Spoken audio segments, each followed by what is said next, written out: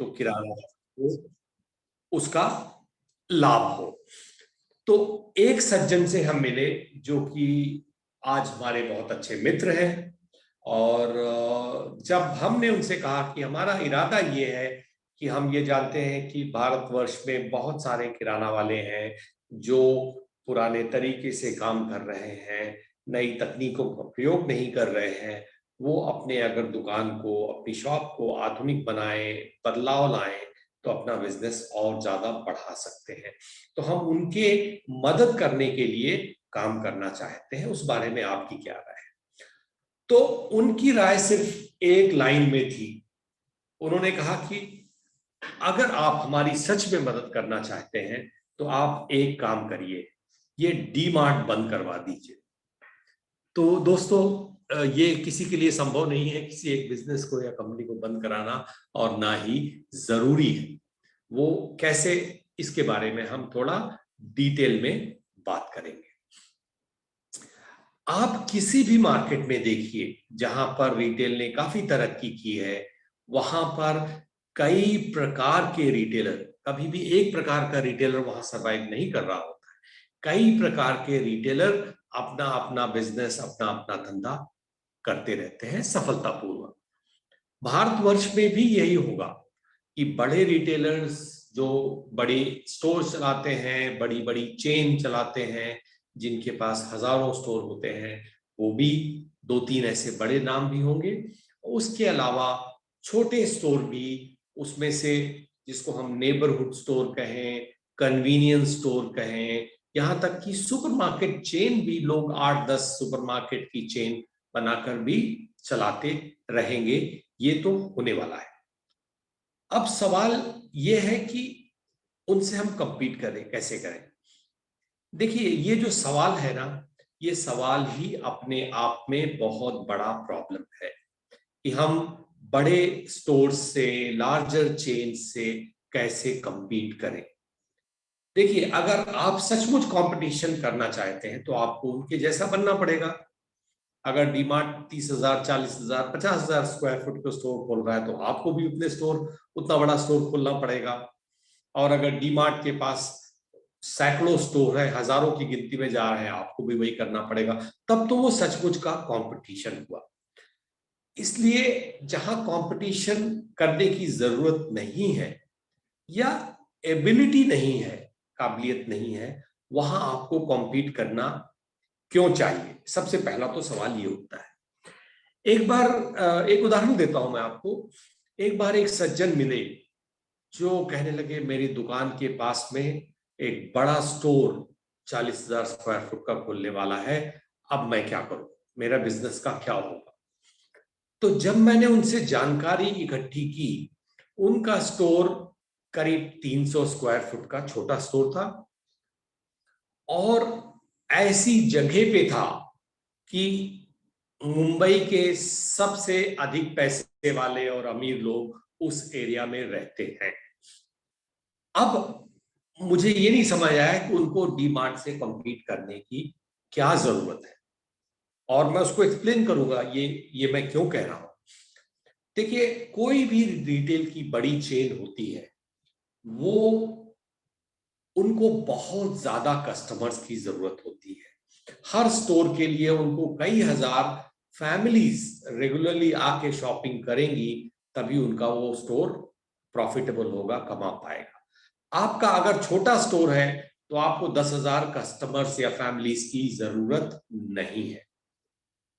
आप अगर कुछ 100 फैमिलीज की जरूरत भी पूरी कर पाए और वो महीने भर की शॉपिंग आपसे आके करते हैं, तो आप अच्छी तरह से अपने बिजनेस को सरवाइव कर पाएंगे। दूसरी चीज, जरूरी नहीं है कि आप हर उस डिफाइन किए हुए कस्टमर्स की सारी जरूरतें पूरी करें। आप डिसाइड करें कि आप उसकी क्या जरूरत पूरी करेंगे, और जो भी करें वो सबसे अच्छा करें, जो जिसमें कि कोई भी उस एरिया में आपसे compete ना कर पाए। तो आप खुद सोचिए, अगर आप एक प्रीमियम लोकेशन में बैठे हुए हैं, 300 स्क्वायर फुट का स्टोर, तो क्या आप डीमार्ट से compete करेंगे? क्या आप हजारों SKU वाले स्टॉक ला के रखेंगे जो हर एक की जरूरत पूरी करे?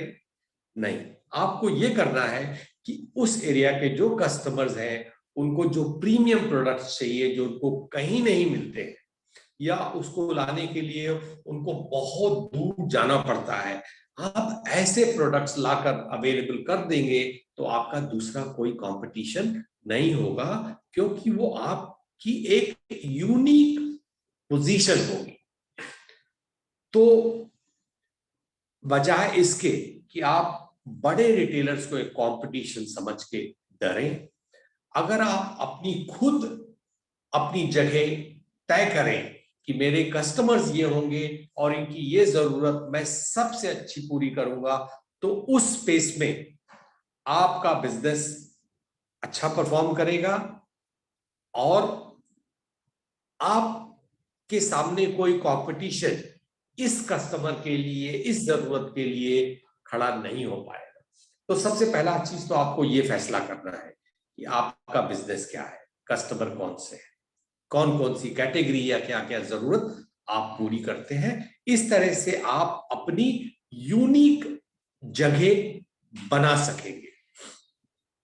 तो ये थिंकिंग, और जिसको हम स्ट्रैटेजिक थिंकिंग कहते हैं, कि अपने बिजनेस को डिफाइन करता है, अपनी यूएसपी को डिफाइन करता है, सबसे पहला फैसला ये आपको करना है। उसके बाद से एग्जीक्यूशन शुरू होता है।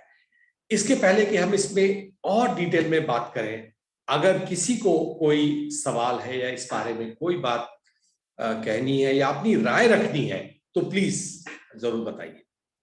जी तो दोस्तों ये आपका मौका है, अगर आप एहतशाम जी से कोई सवाल पूछना चाहते हैं कि कैसे, अभी जैसे उन्होंने बताया कि बहुत सारे बड़े ब्रांड्स हैं उनके लिए 10,000 कस्टमर की जरूरत है, लेकिन हम कुछ फैमिलीज में काम कर सकते हैं। तो अगर आपको ऐसा लगता है कि आपका भी स्टोर लोकेशन कोई ऐसी जगह पे है या ऐसा कोई सवाल है, तो प्लीज आप पूछ सकते हैं।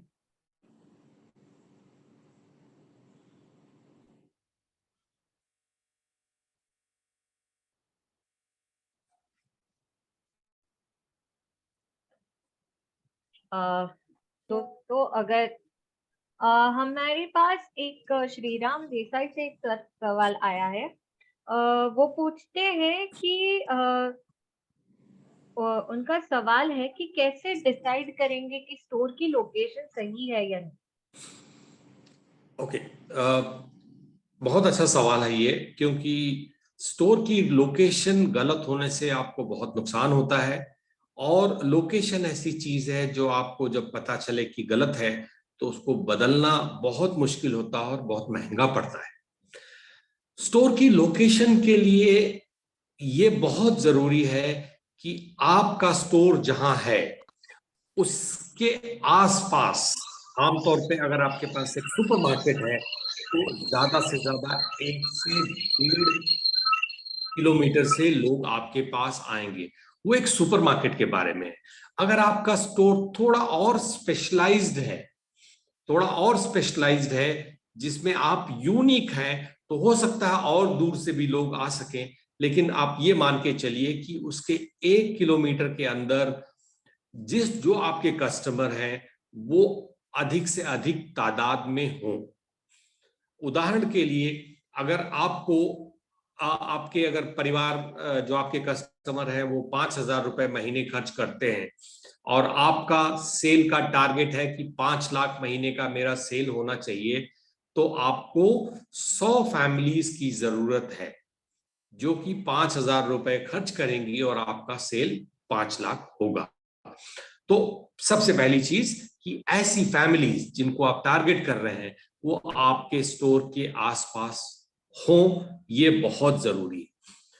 दूसरा ये भी ध्यान रखिए कि कंपटीशन, अगर आप इकलौते हैं, सब आपके पास ही आने वाले हैं, तब आपको कम जनसंख्या से भी काम चल जाएगा।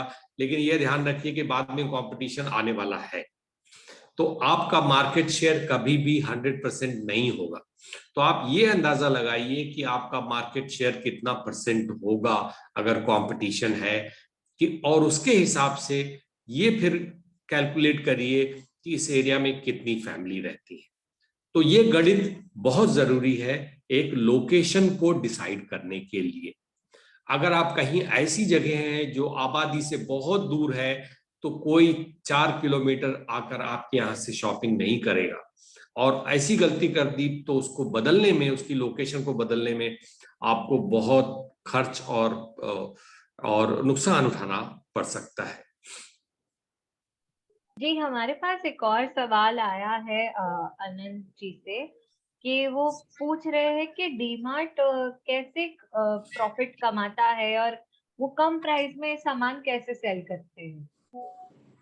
अब देखिए, जो बड़े रिटेलर्स होते हैं उनका बाइंग वॉल्यूम काफी ज्यादा होता है। जिस क्वांटिटी में आप खरीद सकें उतनी बेहतर कीमत या उतना ज्यादा मार्जिन आपको मिल सकता है। तो डीमार्ट या कोई भी बड़ी चेन इसका लाभ उठाते हैं कि वो ज्यादा वॉल्यूम से बेटर मार्जिन या कम कॉस्ट में चीजें खरीद सकें। लेकिन उससे भी ज्यादा जरूरी चीज क्या होती है कि अगर आप एक बड़े रिटेलर हैं और आप कस्टमर्स को अच्छा एक्सपीरियंस दे रहे हैं। एक्सपीरियंस मतलब सिर्फ एसी और लेआउट नहीं, एक्सपीरियंस मतलब प्रोडक्ट के साथ अच्छा एक्सपीरियंस दे रहे हैं। अगर मैं यूनिलीवर हूं तो मैं तो चाहूंगा कि मेरे कस्टमर्स को हमारे सारे प्रोडक्ट्स शेल्फ पे लगे हुए साफ सुथरे अच्छी तरह दिखें। और ऐसी सिचुएशन होगी तो वो कंपनी आपको और भी ऑफर्स देगी, और भी डिस्काउंट्स या by one get one free इस तरह के ऑफर्स देगी, जो कि आपके कस्टमर्स तक आपको पहुंचाना है। और अगर आप उस स्थिति में हैं तो आप कंपनी आपको हर तरह से सपोर्ट करती है। इसीलिए हम ये कहते हैं कि भले ही आप उतने बड़े स्टोर नहीं हैं, लेकिन अगर आप आधुनिक बन जाइए, सेल्फ सर्विस स्टोर बना दीजिए, और जो भी कंपनी का स्कीम दे रही है उसका फायदा खुद जेब में रखने के बजाय कस्टमर्स तक पास कीजिए, तो आप ग्राहकों के लिए बहुत अट्रैक्टिव बन सकते हैं। जी, हमारे पास एक और सवाल है मोहन भट्टी जी से। मोहन जी पूछते हैं कि बिजनेस को ग्रोथ कैसे करें। ये बहुत जनरल क्वेश्चन है। कि क्या नाम बताया आपने इनका? मोहन भट्टी जी। मोहन जी, आपका सवाल जो है ना बहुत जनरल है, क्योंकि बिजनेस के लिए कई चीजें जरूरी होती है। जैसे एक सज्जन ने भी पूछा कि ले आओ अपना स्टोर का लोकेशन कहाँ है, फिर आपके माल स्टॉक में रेंज कैसी है, आपके शॉपिंग का एक्सपीरियंस कैसा है, सर्विस कैसी है, प्राइस कैसा है, प्रमोशन, बहुत सारी चीजें होती हैं जिससे कि सेल बढ़ती है या बिजनेस बढ़ता है। तो इस सवाल का जवाब संक्षेप में दे पाना तो मुश्किल है, लेकिन आप किसी भी दुकान को देखें तो आप उसमें से एक दो तीन चीजें ऐसी दिख जाएंगी जो कि सबसे बड़ी समस्या है।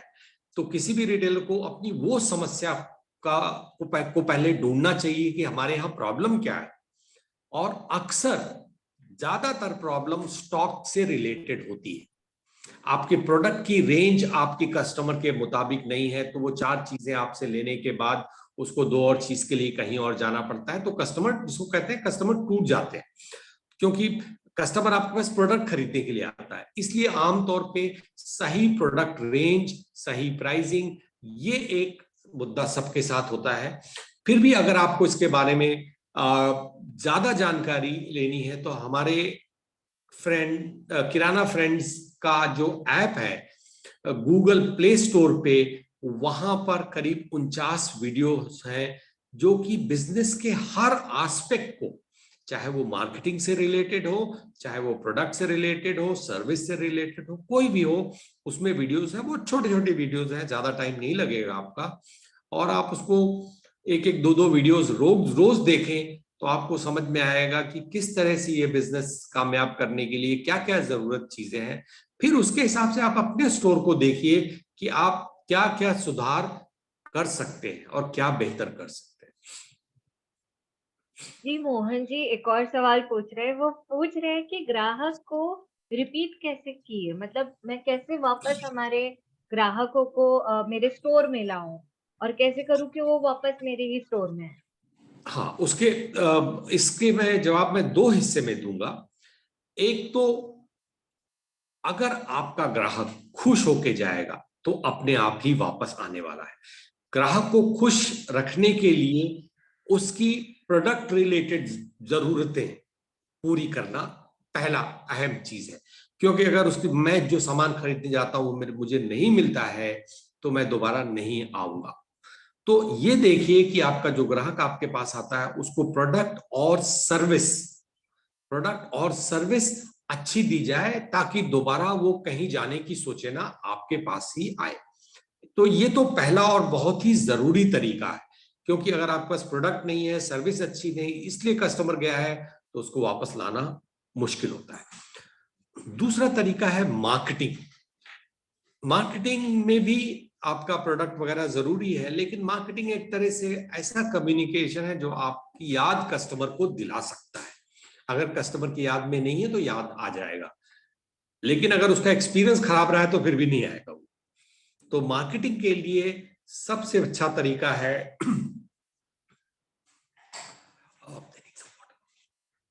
मार्केटिंग के लिए सबसे अच्छा तरीका है कि आप अपने कस्टमर्स के फोन नंबर अपने पास रखिए और समय समय पर उन्हें अपनी कुछ ऑफर्स बना के, स्पेशल स्कीम्स बना के वापस लाने की कोशिश कीजिए। ये सबसे अच्छा है तरीका है कस्टमर को रिमाइंड करने का। तो जैसे मैंने कहा, दो हिस्से में, एक तो कस्टमर आपके पास से शॉपिंग करके खुश होना चाहिए तभी वापस आएगा, वो तो एक पहली शर्त है। दूसरा है मार्केटिंग का, जो कस्टमर को आपकी याद दिलाए।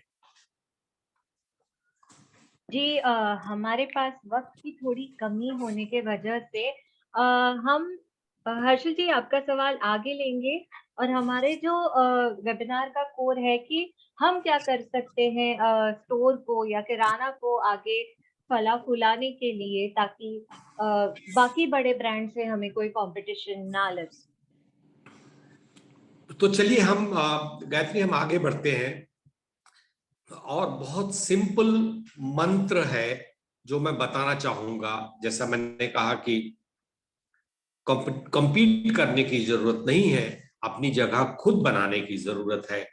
सुई और तलवार का कोई कंपटीशन हो सकता है? नहीं। उसी तरह से सुई का काम, जिस तरह से सुई का काम अलग है और तलवार का काम अलग है, तो आप सुई वाला स्ट्रैटेजी बनाइए, तलवार से कंपटीशन मत कीजिए। इसमें तीन चीजें हैं जो ध्यान रखने की जरूरत है। एक है लोकलाइज। लोकलाइज का मतलब है आप अपनी लोकल जगह जहां आपकी दुकान है उसको समझिए, वहां के कस्टमर्स कौन है उनको समझिए और उनकी जरूरत के हिसाब से आप अपना प्रोडक्ट रेंज बनाइए।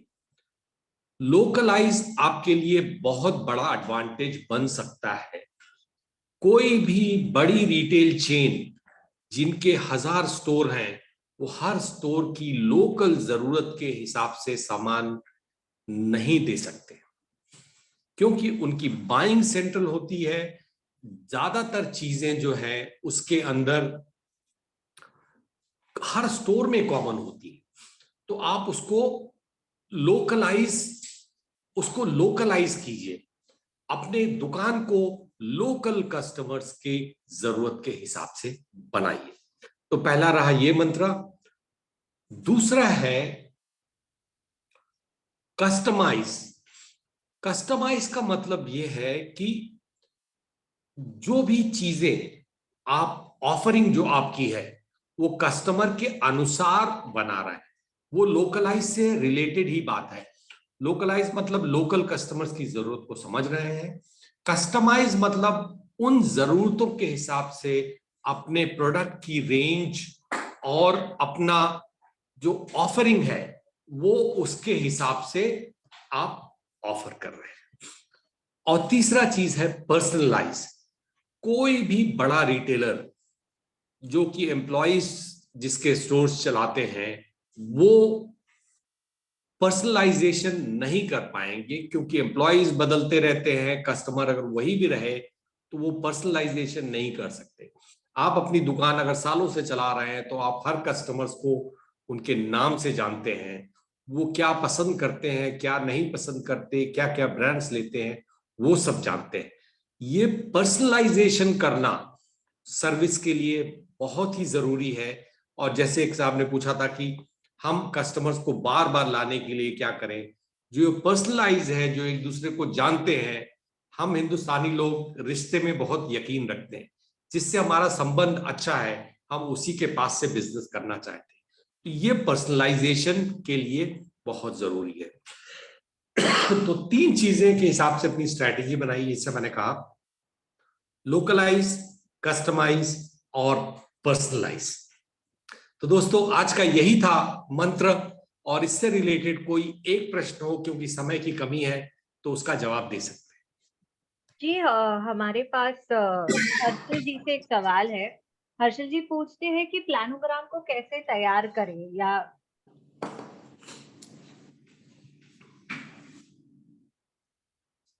हैं। हाँ, तो एक एक ही सवाल ले सकते हैं। क्या सवाल है ये? जी हर्षल जी पूछ रहे हैं कि प्लानोग्राम को कैसे तैयार करें। प्लानोग्राम को एक कस्टमर सुबह से शाम तक की जो जरूरत है उसके हिसाब से प्लानोग्राम तैयार कीजिए। आप अगर अपने लिए शॉपिंग लिस्ट बनाना शुरू करें तो आपको पता चल जाएगा कि सुबह आपको क्या जरूरत होती है। ब्रेकफास्ट से शुरू करते हैं, फिर लंच की तरफ जाते हैं। इस तरह से एक लॉजिकल फ्लो, जैसे कस्टमर की बाइंग होती है, उसके फ्लो में आप रखेंगे तो वो आपको बहुत कस्टमर्स के लिए इजी होगा और आपको बिजनेस में फायदा मिलेगा। इसके लिए आप हमारा किराना फ्रेंड्स पे प्लानोग्राम पर वीडियो भी देख सकते हैं। जी और दोस्तों आप सभी के लिए हमने हमारे जो एक्सपर्ट कॉल है उसका नंबर मैंने चैट बॉक्स में डाल दिया है। तो आप पहले ऐप डाउनलोड कीजिए, उसमें अकेडमी और बहुत सारा दूसरा कंटेंट है और आर्टिकल्स है और ऐसी टेक्निक्स वगैरह है जिसके बारे में हमने आपको इन्फॉर्मेशन दी है। तो आप वहां जाके देख सकते हैं, या आप हमारे इस नंबर पर जो चैट बॉक्स में नंबर दिया है 8010442222 पर कॉल भी कर सकते हैं या व्हाट्सएप मैसेज भी डाल सकते हैं। तो हम आशा करते हैं कि हमने आप सभी को जितनी हो सके उतनी जानकारी दी और आप सभी जुड़े, और आपके जितने सवालों के जवाब हम दे सकते थे हमने दिए। और एहतेशाम जी आपका बहुत बहुत शुक्रिया आपका कीमती समय थैंक निकालने यू। के लिए और हमारे साथ जुड़े रहने के लिए। और आप सभी किराना भाइयों का भी बहुत शुक्रिया इस वेबिनार में आने के लिए। धन्यवाद। हम आशा थैंक यू, करते हैं आप धन्यवाद। वापस आएंगे। हम आपके लिए और ऐसे वेबिनार्स भी रखेंगे। और अगर आपको और सवाल है तो आप हमारे इस नंबर पर अपने प्रश्न को व्हाट्सएप कर दीजिए, हमारे एक्सपर्ट आपसे बात करेंगे। तो हम आप सबसे विदा लेते हैं। बहुत बहुत शुक्रिया वेबिनार में जुड़ने के लिए। और किराना फ्रेंड्स ऐप पे आपको और बहुत सारी ऐसी चीजें मिलेंगी, जैसे अभी बारिश का मौसम आ रहा है तो बारिश के लिए भी हम आपके लिए कुछ नया लेकर आएंगे। तो जुड़े रहिए, ऐप पे कंटेंट देखते रहिए और हमारे एक्सपर्ट्स की मदद के लिए दिए गए नंबर पर कॉल या व्हाट्सएप कीजिए। धन्यवाद।